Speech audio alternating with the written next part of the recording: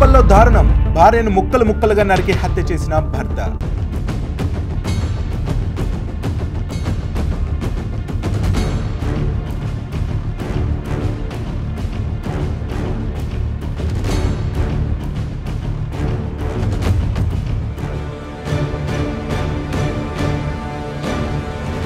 Hello all, this is RJ Abhilash. Telugu one న్యూస్కి స్వాగతం. మేడ్చల్ జిల్లా మేడిపల్లి పోలీస్ స్టేషన్ పరిధిలో దారుణమైన సంఘటన చోటు చేసుకుంది. వికారాబాద్కు చెందిన 28 ఏళ్ల మహేందర్ రెడ్డి 21 ఏళ్ల స్వాతి అలియాస్ జ్యోతి ప్రేమ వివాహం చేసుకున్నారు. అనంతరం ఈ జంట బోడుప్పల్లోని బాలాజీ హిల్స్లో ఉన్న శ్రీనివాస్ నగర్లో ఓ ఇంట్లో అద్దెకుంటున్నారు. అతను క్యాబ్ డ్రైవర్గా పనిచేసేవాడు. అయితే భార్య స్వాతి మీద మహేందర్కు ఎప్పటి నుంచో అనుమానం ఉండేది. స్వాతి గర్భవతి అయిన తర్వాత ఈ అనుమానం మరింత పెరిగింది అతనికి. ఎలా అయినా సరే ఆ స్వాతిని చంపాలన్న ఉద్దేశంతో భర్త మహేందర్ రెడ్డి 2 నెలల క్రితమే స్వాతిని తీసుకొని వికారాబాద్ నుంచి హైదరాబాద్కు వచ్చాడు. స్వాతిని చంపడానికి అదను కోసం ఎదురు చూశాడు. ఆ సమయం ఇప్పుడు రానే వచ్చింది. నిన్న తాను ఉంటున్న ఇంట్లో ఓనర్ లేకపోవడంతో మహేందర్ ఈ హత్యకు ప్లాన్ చేశాడు.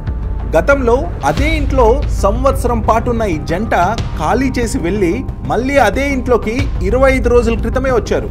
ఈ అనుమానపు మృగం మహేందర్ తన భార్యను అతి దారుణంగా హత్య చేశాడు.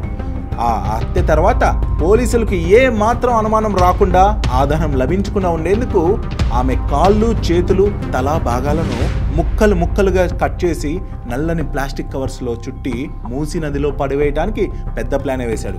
అయితే ఆ గదిలో నుంచి శబ్దాలు రావడంతో చుట్టుపక్కల వాళ్ళకి అనుమానం వచ్చి వెళ్ళి చూశారు. వాళ్ళు అలా వెళ్ళి చూడగానే షాక్కి గురయ్యారు. ప్లాస్టిక్ కవర్లో ఉన్న శరీర భాగాలను చూసి వారు పోలీసులకి సమాచారం ఇవ్వడంతో ఈ విషయం బయటపడింది.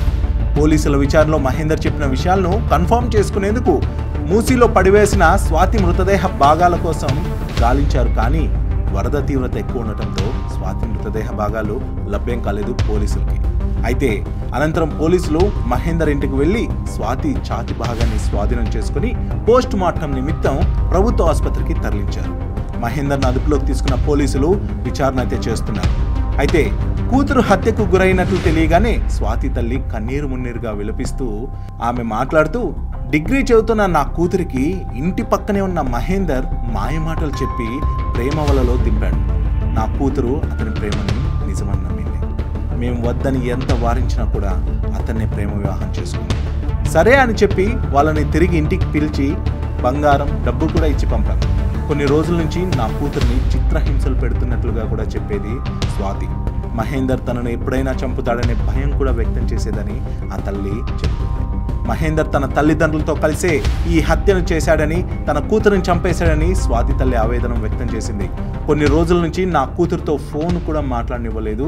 దొంగచాటుగా ఎప్పుడైనా నా కూతురు నాతో ఫోన్లో మాట్లాడితే కొట్టేవాడట. నా కూతుర్ని అతి కిరాతకంగా చంపిన మహేందర్కి ఉరిశిక్ష వేయాలని స్వాతి తల్లి కోరుతోంది. నిందితుడి నుంచి మరిన్ని వివరాలు రాబట్టేందుకు పోలీసులు ప్రయత్నిస్తున్నారు. మరింత ఇన్ఫర్మేషన్ మీకు అందిస్తూనే ఉంటాం. This is RJ Abhilash signing off.